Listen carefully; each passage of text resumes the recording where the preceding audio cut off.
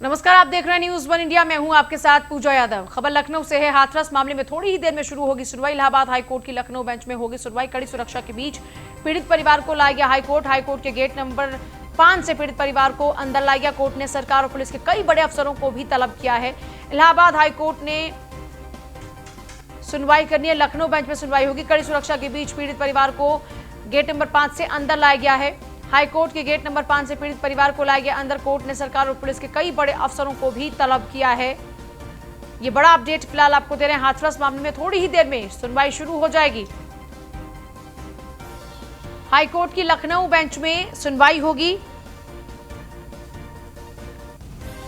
कड़ी सुरक्षा के बीच पीड़ित परिवार को लाया गया कोर्ट में। हाईकोर्ट के गेट के नंबर 5 से पीड़ित परिवार को अंदर लाया गया। देखिए, वही हाथरस कांड है जिसने जबरदस्त तरीके से सुर्खियां बटोरी थी और इस पूरे मामले को लेकर अब हर दिन नया अपडेट है। फिलहाल परिवार इलाहाबाद हाईकोर्ट की लखनऊ बेंच में सुनवाई के लिए पहुंच चुका है। गेट नंबर 5 से परिवार की एंट्री कराई गई है।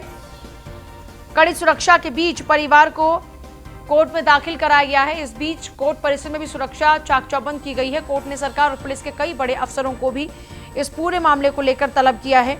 और फिलहाल देखिए, एक और अपडेट ये भी है कि इस पूरे मामले को लेकर अब जो पीड़िता के भाई की एफआईआर थी उसी आधार पर सीबीआई ने अपनी जांच भी शुरू कर दी है। सीबीआई ने केस ले लिया है अपने हाथों में और अब कोर्ट के लिए जो परिवार रवाना हुआ था वो सुनवाई के लिए पहुंच चुका है। हाथरस कांड पर इलाहाबाद हाईकोर्ट की लखनऊ बेंच में सुनवाई होने वाली है। कड़ी सुरक्षा के बीच पीड़िता का जो परिवार है वो कोर्ट में पेश होने के लिए पहुंच चुका है। उत्तर प्रदेश के हाथरस कांड पर इलाहाबाद हाईकोर्ट की लखनऊ बेंच में आज सुनवाई होनी है। कड़ी सुरक्षा के बीच पीड़िता का परिवार कोर्ट में पेश हो चुका है। कोर्ट ने सरकार और पुलिस के उन तमाम बड़े अफसरों को भी तलब किया जिन पर केस में लापरवाही बरतने के आरोप हैं। हाथरस कांड पर अब से कुछ ही देर में इलाहाबाद हाईकोर्ट के लखनऊ बेंच में सुनवाई होगी। परिवार अदालत के लिए रवाना हुआ था और उसके बाद अब पहुंच चुका है। पीड़ित परिवार की ओर से सीमा कुशवाहा पक्ष रखेंगी। सीमा ने ही दिल्ली की निर्भया की लड़ाई लड़ी थी। अदालत में परिवार की ओर से सुरक्षा, केस ट्रांसफर और मामले की प्राइवेसी का मुद्दा उठाया जाएगा। पीड़िता का परिवार इससे पहले लखनऊ पहुंचा। उत्तराखंड भवन गेस्ट हाउस में उनको रखा गया। उसके बाद दोपहर को सुनवाई होनी थी और अब परिवार इस वक्त कोर्ट परिसर में ही मौजूद है।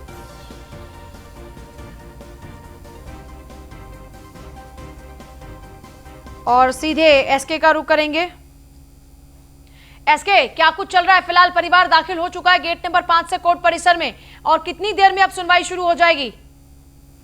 बिल्कुल 2:30 का समय कोर्ट की तरफ से पीड़ित परिवार को दिया गया है। जब पीड़ित परिवार का पक्ष हाईकोर्ट स्वयं सुनेगा, क्योंकि इसके पहले कोर्ट ने ही मामले का स्वतः संज्ञान लिया था। उत्तर प्रदेश पुलिस के आला अधिकारी भी मौके पर पहुंच चुके हैं, क्योंकि डीजीपी और अपर मुख्य सचिव गृह को बुलाया गया था, तो जिसमें डीजीपी और एडीजी भी मौके पर पहुंच चुके हैं। अब से 15 से 20 मिनट का समय बचा है। डीएम और एसपी हाथरस भी मौके पर मौजूद है। उसके अलावा अगर हम बात करें तो पीड़िता का पक्ष रखने के लिए सीमा कुशवाहा, जो कि निर्भया कांड में वकील थी, वो भी मौके पर पहुंच चुकी हैं। तो अब पूरा जो पक्ष है, पक्ष और विपक्ष दोनों तरफ के लोग इस समय कोर्ट में हैं और अब से थोड़ी देर बाद, मतलब 15 से 20 मिनट का समय है, जब कोर्ट पूरे मामले पर सुनवाई करेगा तो निश्चित तौर पर हर उस मुद्दे पर सुनवाई होगी, क्योंकि कई ऐसी मांगे हैं जो सीमा कुशवाहा की तरफ से रखी गई हैं। जिसमें एक मांग ये भी है कि उन्होंने कहा है जो पूरा मामला है जिसकी सुनवाई है वो उत्तर प्रदेश से बाहर किसी दूसरे प्रदेश में होनी चाहिए। साथ ही साथ में पूरे परिवार को सुरक्षा उपलब्ध कराई जाए। उसके अलावा जो सीबीआई जांच कर रही है उसकी निगरानी की व्यवस्था की जाए।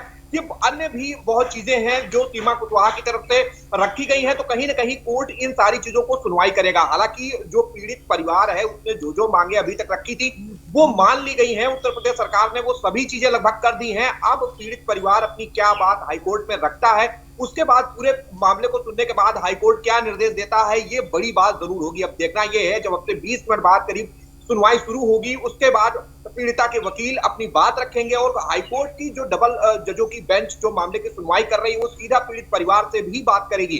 तो अब पीड़ित परिवार क्या बताएगा, ये बहुत महत्वपूर्ण होगा। खास अगर इसके पहले हम देखें तो जिला जज को भी हाईकोर्ट की तरफ से पीड़ित परिवार से मिलने के लिए भेजा गया था, जिसमें जिला जज ने भी वो बयान पीड़ित परिवार के दर्ज किए थे।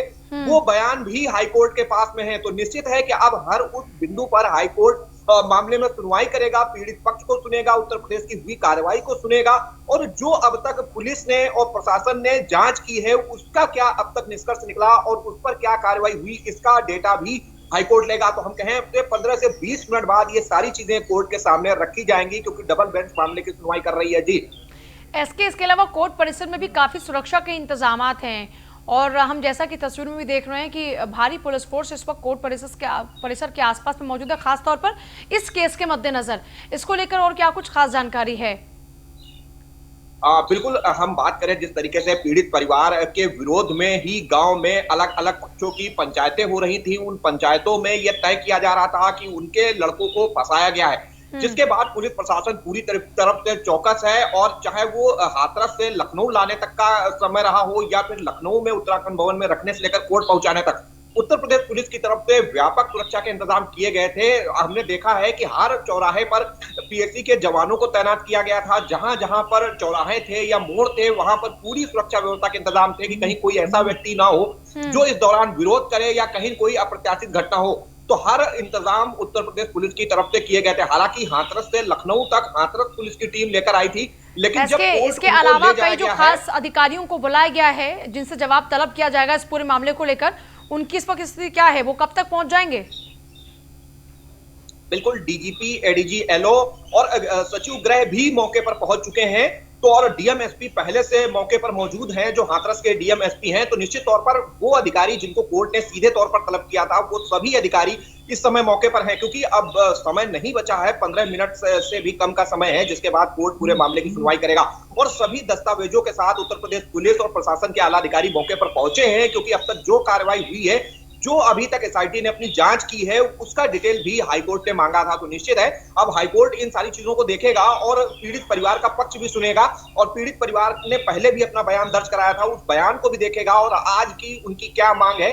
जहां तक उनके वकील की बात है, वो भी लगातार ये मांग कर रही है कि जो सुनवाई है वो यूपी से बाहर किसी दूसरे प्रदेश में की जाए और सीबीआई जांच के ऊपर निगरानी की व्यवस्था की जाए, जो कि कोर्ट के सिटिंग जज की होनी चाहिए। तो कहीं न कहीं इन सारी चीजों को जब सुनवाई कोर्ट करेगा तो उसके बाद क्या फैसला देता है, ये जरूर महत्वपूर्ण होगा।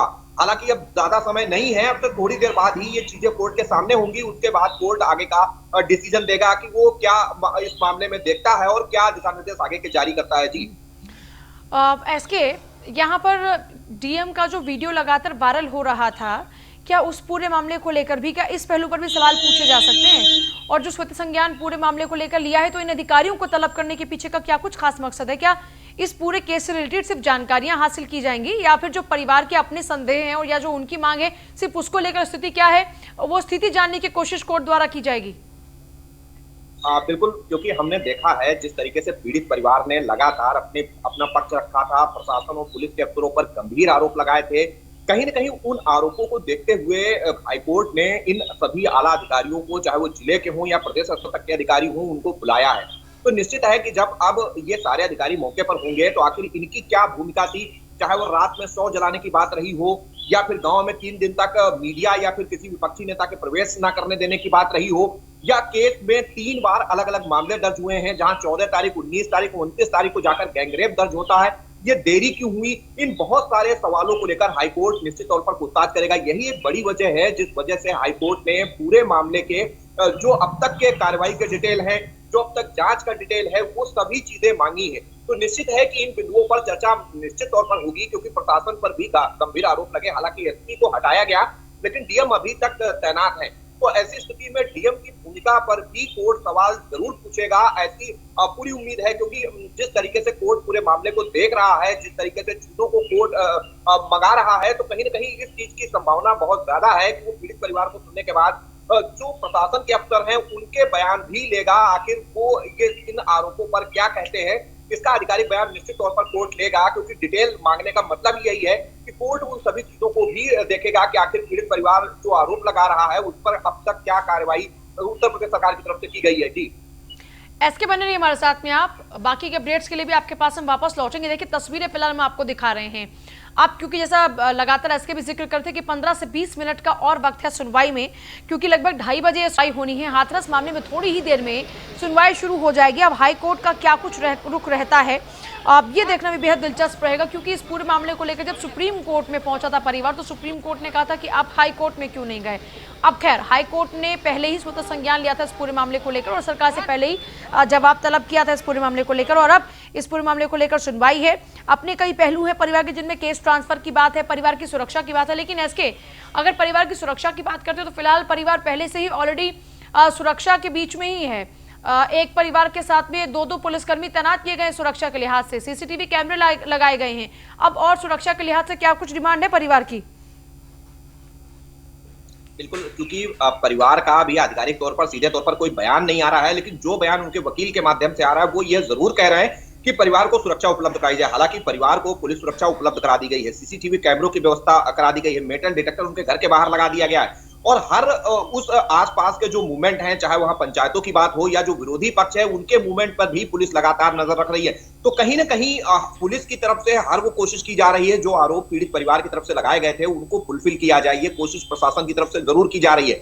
लेकिन बावजूद इसके जो अन्य चीजें हैं, जैसे कि उत्तर प्रदेश में सुनवाई के बजाय किसी दूसरे स्टेट में केस को ट्रांसफर करना, सीबीआई की जांच के ऊपर एक अधिकारी जो हाईकोर्ट के सिटिंग जज हो उनकी निगरानी करना, साथ ही साथ में जो रात में 100 जलाया गया उसके पीछे क्या वजह थी उसके ठोस सबूत उत्तर प्रदेश पुलिस से लेना, ये कई अभी सवाल है जिन सवालों को लेकर जो वकील हैं पीड़ित पक्ष की वो लगातार अपनी बात कह रही हैं। तो अब देखना यह है कि जब वो कोर्ट में ये सारी चीजें रखेंगी तो कोर्ट इन सारी चीजों को लेकर क्या डिसीजन देता है और क्या वो उत्तर प्रदेश सरकार को निर्देश जारी करता है, ये जरूर महत्वपूर्ण होगा। हालांकि अब समय बिल्कुल नहीं बचा है क्योंकि सभी पक्ष कोर्ट में मौजूद है और जो आरोपी हैं वो भी पहले ही पुलिस उनको जेल भेज चुकी है। तो कहीं ना कहीं बाकी चीजें, चाहे वो जांच की बात हो, आरोपियों की गिरफ्तारी की बात हो, सुरक्षा उपलब्ध कराने की बात हो, ये सारी चीजें उत्तर प्रदेश सरकार कर चुकी है। तो अब देखना है कि जो बाकी के सवाल अभी भी पीड़ित पक्ष उठा रहा है उसको लेकर हाईकोर्ट क्या डिसीजन लेता है, ये जरूर महत्वपूर्ण होगा। जी बहुत शुक्रिया इसके आपका फिलहाल पूरी जानकारी के लिए। बहुत ही छोटा सा ब्रेक यहाँ पर लेना। यूपी में अपराधियों और भूमाफिया पर एक्शन जारी है। प्रयागराज में पूर्व समाजवादी पार्टी के विधायक के भाई का घर गिराया गया। पूर्व सपा विधायक विजमा यादव के भाई रामलोचन के घर पर बुलडोजर चला है। रामलोचन यादव की अवैध संपत्तियों पर सरकारी बुलडोजर चला। रामलोचन यादव के धूमनगंज के कन्हईपुर में मकान और गेस्ट हाउस ध्वस्त कर दिए गए हैं। रामलोचन पर बगैर अनुमति के नक्शा पास कराकर निर्माण कराने के आरोप हैं। रामलोचन यादव पर हत्या, रंगदारी समेत कई दर्जनों मुकदमे भी दर्ज हैं। योगी सरकार में 2017 में प्रयागराज के भूमाफिया की लिस्ट बनी थी। भूमाफिया की सूची में 8वें नंबर पर रामलोचन यादव का नाम था। और अब ये देख रहे हैं आप कैसे घर पूरा ध्वस्त किया जा चुका है। ध्वस्त हुआ पूर्व विधायक के भाई रामलोचन का घर, बगैर नक्शा पास कराए निर्माण कार्य कराया गया था, जिसके बाद अभी आप देख रहे हैं सरकारी बुलडोजर चल रहा है और इस पूरे के पूरे तमाम घर की तस्वीरों को आप ध्वस्त होते हुए देख पा रहे हैं। एक्सक्लूसिव तस्वीरें फिलहाल हम आपको दिखा रहे हैं।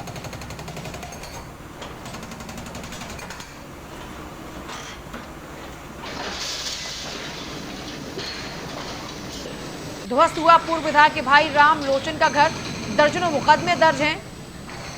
रामलोचन यादव की अवैध संपत्तियों पर लगातार बुलडोजर चल रहा है। रामलोचन यादव पर हत्या, रंगदारी समेत कई दर्जनों मुकदमे दर्ज हैं। योगी राज में रामलोचन यादव के अब बुरे दिन हैं। आलोक मालवीय हमारे साथ हैं। आलोक, लगातार देख रहे हैं कार्रवाई पर कार्रवाइयां हो रही हैं। ऐसे तमाम लोग जिनकी सूची में नाम थे और रामलोचन यादव उसके भाई का नाम भी था, जिसके बाद अब ये कार्रवाई की जा रही है। जी देखिए पूजा, जिस तरह से प्रयागराज में पहले योगी सरकार ने ऑपरेशन नेस्त नाबूद के तहत बड़े बड़े भूमाफियाओं पर विध्वंस की कार्रवाई की है, उसमें पूर्व सांसद अतीक अहमद, विधायक विजय मिश्रा, माफिया राजेश यादव, पूर्व ब्लॉक प्रमुख दिलीप मिश्रा, माफिया डॉन बच्चा पासी के बाद अब समाजवादी पार्टी के नेता और पूर्व विधायक विजमा यादव के भाई रामलोचन यादव के घर पर कार्रवाई चल रही है। रामलोचन यादव के लिए कहा जाता है कि रामलोचन यादव जिस जमीन पर अपना हाथ रख देता है उस जमीन को कोई लेने वाला आगे नहीं आता। उसके रसूख का अंदाजा इसी बात से लगाया जा सकता है। उसने धूमनगंज इलाके में कई जगहों पर अपनी बिल्डिंगें लंबी लंबी खड़ी कर ली थी। इसके साथ ही नजूल की भूमि पर एक बड़ा गेस्ट हाउस बना रखा था और उससे पैसे की कमाई कर रहा था। प्रयागराज विकास प्राधिकरण और प्रयागराज के जो अधिकारी हैं उन्होंने इस पर अपना चाबुक चलाया है और प्रयागराज विकास प्राधिकरण का पीला पंजा इस समय उसके ऊपर चल रहा है और कार्रवाई जारी है। जी पूजा। आलोक, आपके पास वापस लौट रहे हैं। दो तस्वीरें फिलहाल हम दिखाते हैं आपको। दो तस्वीरों के जरिए आप देखेंगे कैसे कार्रवाई से पहले की तस्वीर और उसके बाद जब ये भूमाफियाओं की जमीन जिस पर ये बंगलानुमा घर खड़ा किया हुआ था इसको ध्वस्त किया गया, उसके बाद की तस्वीर आप देखिए। कार्रवाई से पहले और कार्रवाई के बाद की दो तस्वीरें हम आपको दिखा रहे हैं। ध्वस्त हुआ है पूर्व विधायक के भाई रामलोचन का घर। ऐसे हिट लिस्ट में कई नाम हैं जिन पर लगातार कार्रवाई पर कार्रवाई की जा रही है। उनकी जो ये संपत्ति है जिन्होंने अवैध तरीके से जुटाई है, इन तमाम संपत्तियों को नेस्तनाबूद किया जा रहा है। ये दो तस्वीरें हैं कार्रवाई से पहले और कार्रवाई के बाद की। ऐसे भूमाफिया लगातार इनके जो संपत्तियां हैं उनका ब्यौरा भी खुद सरकार के द्वारा रखा जा रहा है, प्रशासन द्वारा रखा जा रहा है, और उसके बाद जिनके पास अवैध संपत्तियां हैं, जहां सरकारी संपत्तियों पर कब्जा किया गया है, अवैध निर्माण कार्य कराए गए हैं, ऐसे भूमाफियाओं पर लगातार गाज गिर रही है। और लगभग आलोक आधा दर्जन ऐसे भूमाफिया हैं जिनके खिलाफ में ये सख्त कार्रवाई अब तक हो चुकी है अकेले प्रयागराज में। जी पूजा, देखिए अपराधियों के ऊपर जो कार्रवाई का सिलसिला है वो लगातार जारी है। लगातार नए नए आपराधिक आगे आ रहे हैं और इसके साथ ही भूमाफिया आगे आ रहे हैं। अभी विधायक जो है भदोई के विजय मिश्रा, अभी उनकी भी जमीनों पर कार्रवाई होने की बात सामने आ रही है और उनकी फाइलें निकाली जा रही हैं। प्रयागराज विकास प्राधिकरण जहां टाउन इलाके में उन्होंने कई जगह पर विधायक विजय मिश्रा ने मकान और मार्केट बना रखे हैं, उनके ऊपर भी कार्रवाई करने का मन बना रहा है और उनका फाइलें तैयार हो रही है। तो जल्द से जल्द आपको एक विधायक के ऊपर भी कार्रवाई करते हुए दिखाई देगी प्रयागराज विकास प्राधिकरण। जी, हिट लिस्ट में ऐसे कितने नाम हैं? जी पूजा, देखिए 1 दर्जन से अधिक लोगों के नाम प्रयागराज विकास प्राधिकरण ने आगे लाए हुए हैं, जिसमें समाजवादी पार्टी के, कांग्रेस के और इसके साथ ही बसपा के नेता भी शामिल हैं।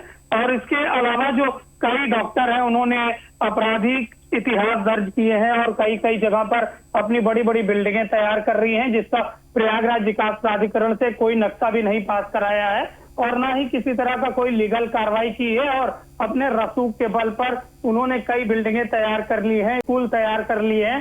इसके ऊपर भी कार्रवाई करने का मन प्रयागराज विकास प्राधिकरण बना रहा है और इसकी लिस्टें भी तैयार की जा रही हैं।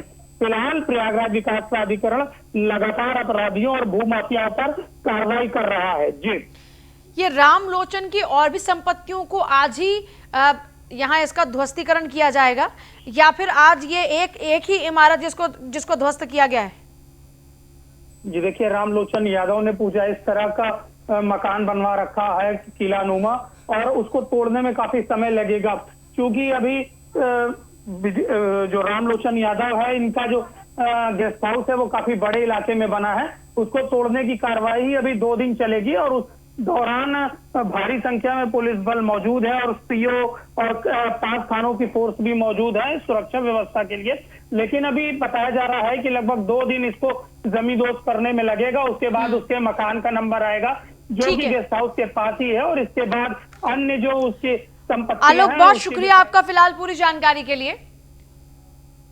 खुफिया कैमरे में कैद सट्टा कारोबार, वीडियो में धड़ल्ले से सट्टा कारोबार चल रहा है। नाबालिग बच्चे से कराया जा रहा अवैध कारोबार, पुलिस की सांठगांठ से फल फूल रहा है कारोबार। थाना उत्तर क्षेत्र में कई पॉइंट पर कारोबार चल रहा है।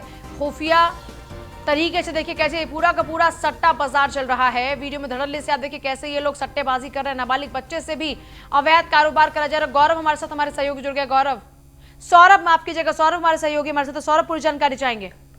बिल्कुल पूजा, देखिए थाना उत्तर क्षेत्र के संतोष नगर की तस्वीर है जहाँ खुलेआम सट्टा बाजार घर में चलाया जा रहा है। और न्यूज वन इंडिया ने पहले भी इस थाना उत्तर क्षेत्र के कई पॉइंट ऐसे दिखाए थे जहाँ खुलेआम फल फूल रहा है ये सट्टे का बाजार। और स्थानीय पुलिस जो है इनको बखूबी आशीर्वाद प्रदान कर रही है, क्योंकि बिना अगर पुलिस नहीं चाहे तो क्षेत्र में कोई गैर कानूनी काम नहीं चल सकता। लेकिन ये लगातार जिस तरह तस्वीरें और वीडियो वायरल होते हैं, वीडियो बन के आते हैं, इसका साफ संदेश है इलाके में जो गैर कानूनी काम है वो फल फूल रहे हैं और पुलिस बिल्कुल निष्क्रिय बनी हुई है। मौन स्वीकृति इलाका पुलिस ने दे रखी है। पूजा, चलिए शुक्रिया आपका।